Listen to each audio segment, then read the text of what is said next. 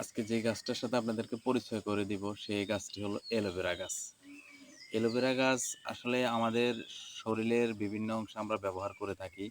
যেমন যাদের চুল পড়ার জন্য অ্যালোভেরা অত্যন্ত গুরুত্বপূর্ণ ভূমিকা পালন করে।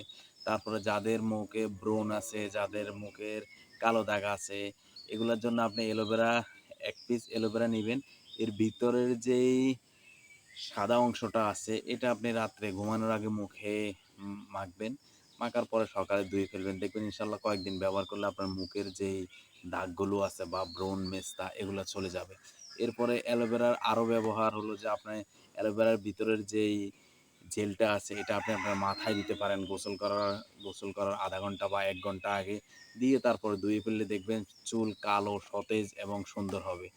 এছাড়াও আরও বিভিন্ন ফেসিয়াল অ্যালোভেরা দ্বারা ব্যবহার করা হয় যেগুলো বাজারে পাওয়া যায়। ঠিক আছে? তো আপনি অরিজিনাল ন্যাচারাল অ্যালোভেরা যেটা আছে এটা ব্যবহার করলে ইনশাআল্লাহ দ্রুত এর গুণাগুণ বা এর কার্যকারিতা পাবেন।